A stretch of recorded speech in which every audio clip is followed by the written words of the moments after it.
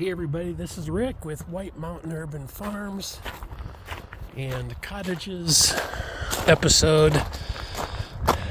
Yesterday was a big day. 18 trees came down. I took down some prior to the guys coming, what I could handle, and then they came in and really just rocked it. Let's go walk around and take a look.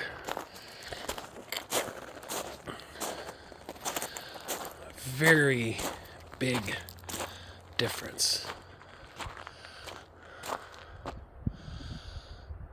This is all open. I left some.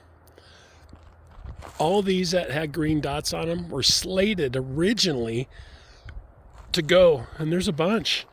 I mean, I was going to take all these pines out of this front row out and replace it with an orchard, and I opted to hold off for now. I'm just gonna just wait. Once you cut these down, these trees are 100 plus years old. I mean, they're 60, 70 feet tall. They're just massive and beautiful. But we have to create a space for an addition to the farm here, and that's another structure. So this is what's taking place. And this really is just to document the experience. These guys, they dropped, this tree came from right there. 3 times yesterday, they dropped them on the mark. 3 times. It was so cool.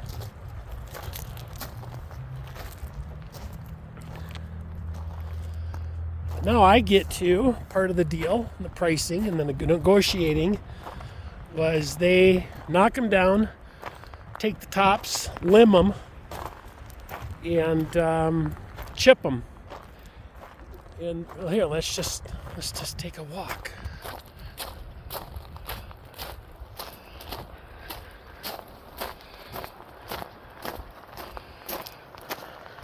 And you can see the rest of these. These ones with a white on them are going to require a crane. So we've got, I think, 12 or 13 trees that are going to need, well, I almost wiped out, that are going to need a crane, like this one here. I can't even put my arms anywhere near around this beast. And the arborist that will be coming back next week to take these down estimated this tree to be 110 to 130 years old. Not sure. We'll find out.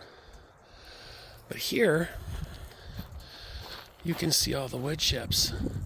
So everything that we took down is going to be repurposed. It will be utilized. And what we'll be doing with this is spreading these chips out like we did at our urban farm in Scottsdale.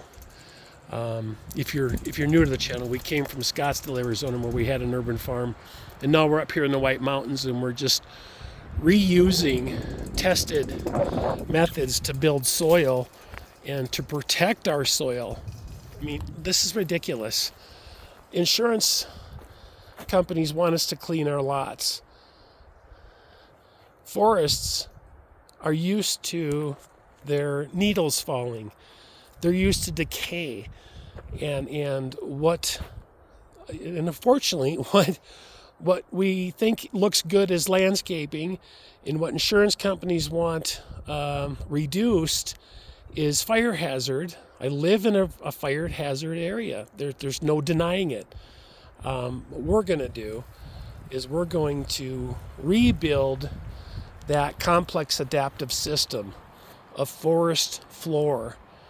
And we're going to get this property back into a healthy state where the trees that are here will all thrive. They will be healthy. We'll have them all looked at by a tree doctor. We'll get them on the diseased ones will all have supplements. They'll get injections. So anyway, this is just a quick update of where we're at today. and what's coming up this week and next week. And I've got a lot of logs to cut up, sort through what I have, take inventory. What can I use for firewood? What can we use for fence posts? Here, real quick, since I'm here.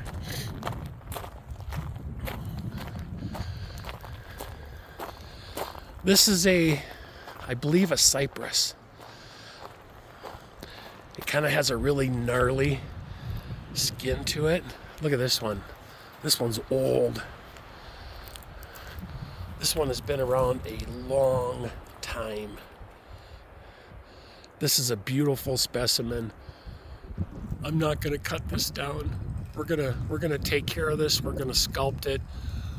We'll maybe turn it into a really cool bonsai, a big massive bonsai. I'm gonna have my dad look at this one. Mike, I got a project for you.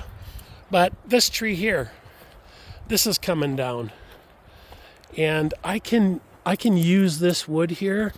It's like oak. It's like ironwood. It's super dense, and it's great for structural integrity. It's great for building. It's great for fence posts and anything. But it's just a fascinating. I mean, look at the bark. It's really a fascinating species.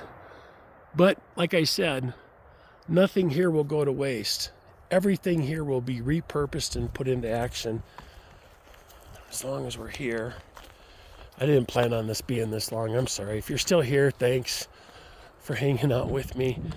This is an area in which I'm going to be adding on probably 36 feet, 30 feet for parking structure on this side of that building. This is where we want our chickens to go. And this is where we want to have our raised beds and get all this fenced in and secure it from all the critters that want to come eat at our built-in grocery store. But we have 21 different beds that we have, 3 different types. We've got the corner units that will flank all the ends. These are 17 inches high. This is a 4x8, 17 inches high. It's going to take a lot of soil, man. And these are 17 inches high, 24 inches across, and 8 feet long. We have a total of 21. 12 of these, 3 or 4 of those, and then the 4 corners, and then the total is 21. But all that's going to go in here. So those trees over here, they're going to go. This is our well pump house, wellhead.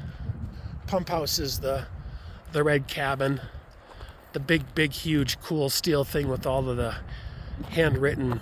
I'll do a separate video on that. All of the guests. This used to be a resort, and this is the wellhead. So we've got we're doing everything. All of this road is going to be gone. These ties will all be gone.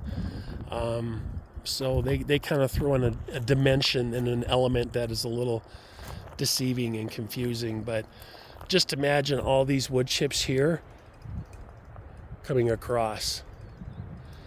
All these wood chips are going to go right here. And then they're going to go from here over to here and connect up with chips I already have over there. Along the whole drive, there's chips. And then there's chips around the cabins that we're starting to do. So building soil 1 square foot at a time.